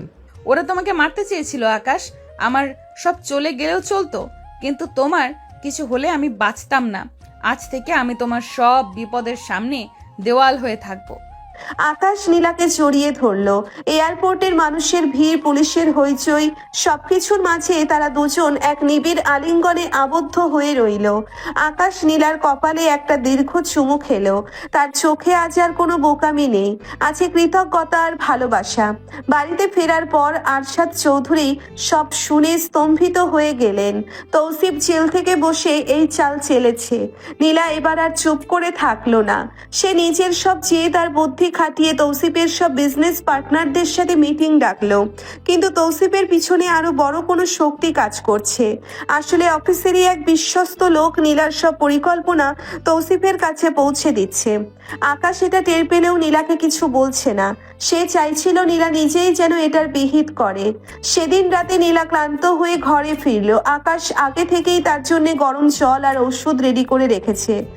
নীলামণি, আজ তো অনেক যুদ্ধ করলেন, এবার একটু এই পা টিপে দেওয়ার অনুমতিটা দেবেন কি? আমি কিন্তু ভালো মালিশ করতে জানি। নীলা হেসে আকাশের কোলে মাথা রাখলো। তুমি আমার সব ক্লান্তি দূর করার ওষুধ আকাশ। সারাদিনের ক্লান্তিতে কিছুক্ষণ পরই তারা ঘুমিয়ে পড়ল। সকালবেলা আকাশ ঘুম থেকে উঠে দেখলো নীলা বিছানায় নেই। সে সাধারণত দেরিতে ওঠে, কিন্তু আজ সূর্য ওঠার আগেই নীলা হাওয়া। আকাশ ভাবলো, নীলামণি কি তবে আবার রাগের মাথায় কোনো মিশনে গেল? আকাশ নিচে নেমে রান্নাঘরের সামনে যেতেই তার চোখ কপালে উঠল। পুরো রান্নাঘরে আটা, ময়দা আর ডিমের খোসায় ভরে আছে, আর তার মাঝখানে দাঁড়িয়ে নীলা। হাতে একটা খুন্তি, গালে আটার গুঁড়ো লেগে আছে, আর চুলগুলো এলোমেলো। ওরে বাবারে, ম্যাম, রান্নাঘরে কি বোমা ফাটছে নাকি কোনো যুদ্ধের প্রস্তুতি চলতেছে? বেশি কথা বলবে না আকাশ, আজ আমার ছুটি। আমি ঠিক করেছি আজ তোমাকে আমি নিজের হাতে রান্না করে খাওয়াবো। তুমি সব সময় আমাকে রান্না জানো না বলে খেপাও না। আজ দেখো নীলা চৌধুরীর হাতের জাদু। জাদু নাকি বিষাদ সেটা তো চিন্তার বিষয়।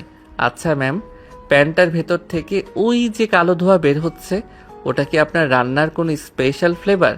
নীলা হুড়মুড় করে প্যান্ট সামলাতে গিয়ে পা পিছলে পড়ে যেতে নিলেই আকাশ চিতার উপর স্ল্যাব দিয়ে গিয়ে ওকে ধরে ফেললো।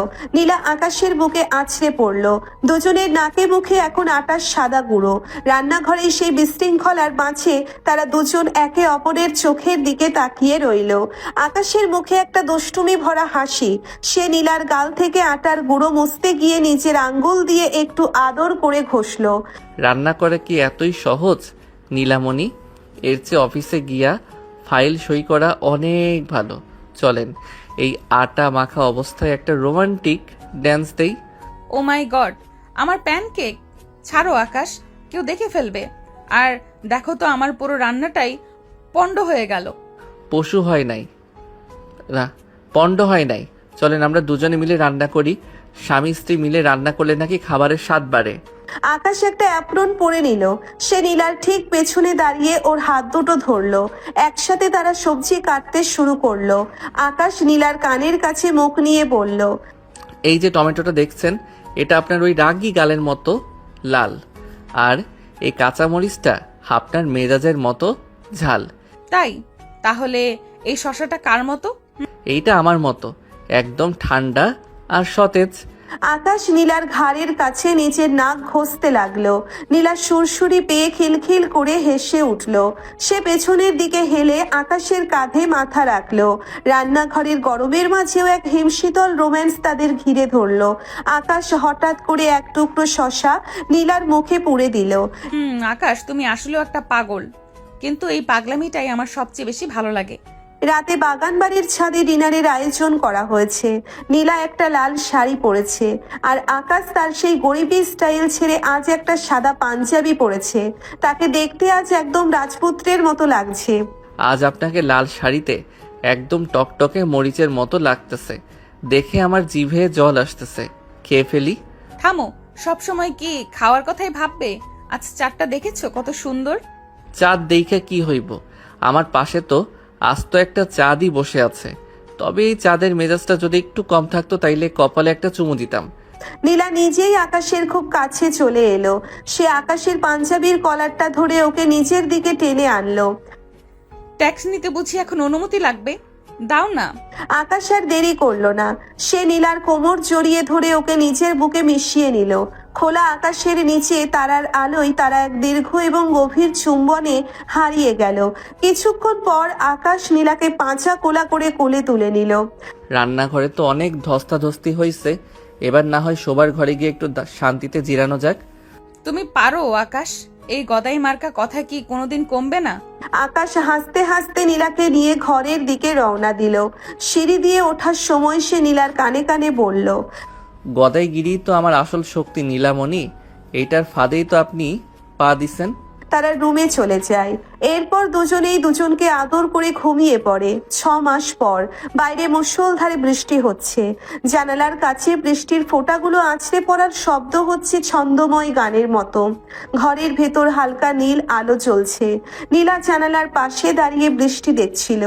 আজ তার শরীরটা কেমন জানি একটু ম্যাজ ম্যাজ করছে, মাথাটাও হালকা ঘুরছে। আকাশ ঘরে ঢুকে দেখলো নীলা জানালার গ্রিল ধরে দাঁড়িয়ে আছে। সে পেছন থেকে গিয়ে নীলার কাঁধের উপর দুহাত রাখলো। নীলামণি, বৃষ্টির দিকে তাকায়া কি ভাবছেন? আমি কি আপনার লাইফে এই বৃষ্টির মতো হুট কইরা আসছিলাম? না আকাশ, তুমি বৃষ্টির মতো আসোনি। তুমি এসেছিলে রোদের মতো, যা আমার জীবনের সব অন্ধকার আর জেদকে তাড়িয়ে দিয়েছে। কিন্তু আজ না আমার খুব অদ্ভুত লাগছে। অদ্ভুত মানে? আবার কি ঝগড়া করতে মন চাইতেছে? আমি কিন্তু এখন WWE লড়তে পারুম না, অনেক টায়ার্ড। না গদাই, আমার বারবার বমি বমি লাগছে, আর তোমার গায়ের গন্ধটা আজ খুব মিষ্টি লাগছে। আকাশ নীলার কপালে হাত দিয়ে দেখলো কোনো জ্বর নেই। সে নীলার মুখটা 2 হাতের তালুতে নিয়ে একটু ওপরে তুললো। নীলার চোখে আজ অন্য রকম এক মায়া। আকাশ নীলার কপালে পরম মমতায় একটা দীর্ঘ চুমু খেলো। শরীরে জ্বালা পোড়া নাই, কিন্তু আপনার এই চোখ দুইটা তো বলতেছে অন্য কথা। আপনি কি সারপ্রাইজ দেওয়ার ট্রেনিং নিতেছেন? আকাশ নীলাকে এক ঝটকায় পাচা কোলা করে কোলে তুলে নিল। নীলা হকচকিয়ে গিয়ে আকাশের গলা জড়িয়ে ধরলো। আকাশ ওকে বিছানায় শুইয়ে দিয়ে নিজেও পাশে বসলো। সে নীলার হাতটা নিজের ঠোঁটের কাছে নিয়ে আলতো করে কামড় দিল। লাগছে তো, তুমি সবসময় এমন করো কেন? ভালো না বাসলে কি আর কামড়ানো যায়? শুনেন নীলামণি, আপনি রাগী হন আর যাই হন, এই গদাই কলিজাটা কিন্তু আপনার কাছেই বন্দি। আকাশ নীলার খুব কাছে এসে ওর ঘাড়ের কাছে নিজের মুখ নিয়ে এলো। নীলা চোখ বন্ধ করে সেই উষ্ণতা অনুভব করলো। আকাশ আজ কোনো বোকামি করলো না, বরং এক নিবিড় আকুলতায় নীলাকে নিজের 2 বাহুর মাঝে পিষে ফেললো। দীর্ঘ সময় ধরে তারা একে অপরকে অনুভব করলো। বৃষ্টির রাতে তাদের ভালোবাসা যেন এক পূর্ণতা পেল। পরদিন সকালে নীলার শরীর আরো খারাপ হলো। আকাশ আর দেরি না করে ডাক্তার ডাকলো। আরশাদ চৌধুরী আর রিমি উৎকণ্ঠায় দরজার বাইরে দাঁড়িয়ে। ডাক্তার ঘর থেকে বেরিয়ে হাসি মুখে আকাশের দিকে তাকালেন। অভিনন্দন মিস্টার আকাশ, আপনি বাবা হতে চলেছেন। নীলা মা হওয়ার পথে। পুরো বাড়িতে যেন ঈদের আনন্দ নেমে এলো। আকাশ কয়েক মুহূর্ত স্তব্ধ হয়ে দাঁড়িয়ে রইল। সে দৌড়ে নীলার ঘরে ঢুকলো। নীলা বিছানায় হেলান দিয়ে বসে আছে, তার চোখে জল। আকাশ নীলার পাশে বসে ওর হাত দুটো নিজের কপালে ঠেকিয়ে দেয়। নীলামণি, এইটা কি সত্যি? আমি বাবা হচ্ছি? আমার ঘরে একটা ছোট নীলা আসবে? নীলা আকাশের হাতটা নিজের পেটের ওপর রেখে, হ্যাঁ আকাশ, ছোট একটা গদাই আসবে যে তোমার মতোই সহজ সরল হবে। আমি চাই সে তোমার মতোই বড় মনের মানুষ হোক। গদাই হইলে তো হইছেই, আমি তারে ছোটবেলা থেকেই লুঙ্গি পরা আর লাঠি খেলা শিখামো। আর আপনার মতো যদি একটু জেদ পাই তবে তো আমাদের এই বাড়িটা কুরুক্ষেত্র হইয়া যাইব। কিছুক্ষণ পর থেকেই আকাশের নতুন রূপ শুরু হলো। সে এখন নীলাকে বিছানা থেকে এক পাও নামতে দিচ্ছে না। আকাশ হাতে এক বাটি ফল নিয়ে ঘরে ঢোকে। ম্যাম খবরদার, পা নামাবেন না। এখন থেকে আপনি হইছেন ভিআইপি প্যাসেঞ্জার, এই ফলগুলা সব খাইতে হইব। আরে আকাশ, আমি তো জাস্ট প্রেগনেন্ট, অসুস্থ না তো, আমি একটু হাঁটাহাঁটি করি। একদম না, আমি আপনার জন্য একটা হুইল চেয়ার অর্ডার দিছি, আর এখন থেকে আমি আপনার সব কাজ করুম, এমনকি আপনার মেকআপও আমি করাইয়া দিব। তুমি মেকআপ করাবে? আমার চেহারা কি তুমি সং বানাতে চাও? আরে না, আমি তো আর্ট করুম, আর্ট লাইনার দিয়া আপনার চোখের পাশে একটা ছোট প্রজাপতি আঁকা দিব। নীলা হেসেই খুন। সে বুঝতে পারলো জীবনের এই নতুন মোড়ে আকাশ তাকে রানীর মতো আগলে রাখবে। আকাশ নীলার পেটে মুখ ঠেকিয়ে ফিস ফিস করে বলল, শোন রে ছোট গদাই, তাড়াতাড়ি আয়, তোর আম্মারে অনেক কষ্ট দিছি আমি, তুই আইসা ওনার সব দুঃখ মিটাইয়া দিস। নীলা আকাশের চুলে হাত বুলিয়ে দিতে দিতে ভাবলো সত্যিই আল্লাহ তাকে একটা হীরা উপহার দিয়েছেন। এরপর কেটে যায় বেশ কমাস। নীলার প্রেগনেন্সির এখন 6 মাস চলছে। এই কয়েক মাসে আকাশের জীবন একদম ওলট পালট হয়ে গেছে। সে এখন অফিসের ডিরেক্টর কম নীলার সর্বক্ষণিক সেবক বেশি। নীলার মেজাজ এখন সেই পুরনো রাগী মুডের চেয়েও ভয়ঙ্কর। এই হাঁটছে তো এই কাটছে। রাত তখন 2:30, পুরো শহর নিস্তব্ধ। আকাশ নাক ডেকে ঘুমাচ্ছে। হঠাৎ নীলা তাকে জোরে একটা ধাক্কা দিল। আকাশ, এই আকাশ ওঠো, আমার এখনই কাঁচা আমার ভ্যানিলা আইসক্রিম খেতে ইচ্ছে করছে। কি হয়েছে নীলামণি? কাঁচা আম তো গাছে থাকে আর আইসক্রিম তো দোকানে। এখন রাইট 2:30 বাজে, আমি কি জাদুর চেরা কইসা এগুলো আনবো? তুমি আমাকে আর ভালোবাসো না, আমার পেটের বাচ্চাটা আম খেতে চাচ্ছে আর তুমি ঘুমাচ্ছ। ঠিক আছে, আমি একাই যাচ্ছি বাজারে। আরে আরে, কি করে এসব? আপনি বসুন, আমি যাচ্ছি। আইসক্রিম আর আম নিয়ে তবে আমি ঘরে ফিরবো, না হলে আমি গদাই না। আকাশ লুঙ্গি আর পাঞ্জাবি পরেই একটা বড় টর্চ হাতে নিয়ে বেরিয়ে পড়লো। এই মাঝরাতে আইসক্রিম পাওয়া মানে আকাশের চাঁদ হাতে পাওয়া। সে এলাকার এক দোকানের ঝাঁপ পেটাতে শুরু করলো। দোকানদার ভাবলো ডাকাত পড়েছে। অনেক কষ্টে ডাবল দাম দিয়ে আইসক্রিম জোগাড় করলো সে, কিন্তু কাঁচা আম কোথায় পাবে? এই অসময়ে আম পাওয়া অসম্ভব। আকাশ শেষমেশ তার শ্বশুর বাড়ির বাগানের সেই পুরনো আম গাছে উঠে পড়লো। অন্ধকারে আম পাড়তে গিয়ে সে মৌমাছির চাকে টোকা দিয়ে বসলো। সকালবেলা আকাশ যখন ঘরে ফিরলো, তার একটা চোখ ফুলে ঢোল, হাতে এক পলিথিন আইসক্রিম আর দুটো ছোট ছোট কচি আম। নীলা আকাশের অবস্থা দেখে হেসেই খুন। এ কি আকাশ, তোমার চোখের একই অবস্থা কেন? মৌমাছি কি তোমাকে আইসক্রিম মনে করে কামড়েছে? সবই আপনার আর আপনার ওই ছোট গদাই লীলা খেলা। আইসক্রিম খান ম্যাম, আর আম দিয়া দাঁত টক করেন। এই গদাইয়ের চোখের 12টা বাজলেও আপনার মুখে হাসি ফুটছে, এইটাই বড় কথা। নীলা আবেগপ্রবণ হয়ে আকাশের ফোলা চোখে একটা চুমু খেলো। আকাশের সব কষ্ট এক নিমেষে ধুয়ে গেল। সময় গড়াতে লাগলো। অবশেষে সেই কাঙ্ক্ষিত দিনটি এলো। নীলা হসপিটালের বেডে শুয়ে ব্যথায় কাতরাচ্ছে। আকাশ বাইরে পায়চারি করছে আর সামনে ঘামছে। আরশাদ চৌধুরী আর রিমি ওকে শান্ত করার চেষ্টা করছেন। আব্বা, নীলা কি ঠিক থাকবে তো? ও তো খুব জেদি, ব্যথার সাথে কেউ পারবে? আমি কি ভেতরে যাব? আমি গিয়ে ওর হাতটা ধরি।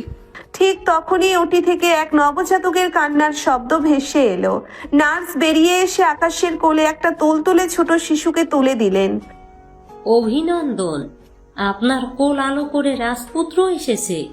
আকাশের চোখে আনন্দ অশ্রু। সে বাচ্চার কপালে হাত দিয়ে দেখলো তার হুবহু প্রতিচ্ছবি। সে দৌড়ে নীলার কাছে গেল। নীলা খুব ক্লান্ত, কিন্তু তার চোখে তখন বিজয়ী হওয়ার আনন্দ। আকাশ নীলার কপালে মাথা ঠেকিয়ে দেয়। নীলামণি, আমাদের গদাই আসছে, একদম আপনার মতো নাক হইছে ওর। না আকাশ, ওর চোখগুলো একদম তোমার মতো। আমি চাই ও যেন তোমার মতোই বিশাল হৃদয়ের অধিকারী হয়। 5 বছর পর চৌধুরী ম্যানশনের বিশাল বাগানে একটা ছোট ছেলে ফুটবল খেলছে। তার নাম নীল। নীল খেলছে আর তার বাবা আকাশ তার পেছনে ঘাম মুছে দৌড়াচ্ছে। নীলা বারান্দায় দাঁড়িয়ে হাতে কফি নিয়ে এই দৃশ্য দেখছে। জানো আকাশ, 5 বছর আগে আমি ভাবতেও পারিনি যে আমার জীবনটা এত সুন্দর হবে। আমি শুধু ক্যারিয়ার আর টাকা চিনতাম। আরে বেটা, তোর মার রাগ তো আমি চিনি, তুই গোল দে, আমি না হয় ডিফেন্স করি। আর আমি শুধু মাটি আর মানুষ চিনতাম। আমরা দুজন 2 মেরুর ছিলাম বলেই তো আমাদের পৃথিবীটা আজ এত রঙিন। তুমি কি এখনো সেই গরিবী চলা পছন্দ করো? অবশ্যই, কারণ বড় লোকেতে তো অহংকার থাকে আর গরিবী চালায় থাকে ভালোবাসা। এখন চলেন গিন্নি, নীলমণির জন্য পায়েস রান্না করা হয়েছে, সবাই মিলে খাই। নীলা নিচে নেমে এলো। সে আগের চেয়ে অনেক বেশি শান্ত এবং সুন্দরী হয়েছে। সে আকাশের পাশে এসে দাঁড়ালো। আকাশ নীলার কাঁধে হাত রাখলো। সূর্য ডুবছে দিগন্তে, আকাশের লালিমা ছড়িয়ে পড়েছে পুরো বাগানে। আকাশ, নীলা আর তাদের ছোট্ট সন্তান নীল 3 জনে মিলে বাড়ির ভিতরে ঢুকে গেল। গল্পটি এখানেই শেষ হলো, এক জেদি মেয়ের এবং এক সরল ছেলের অসাধারণ এক জয় দিয়ে। ভালোবাসা যেখানে থাকে সেখানে বোকামিও হয়ে ওঠে শিল্পের মতো সুন্দর।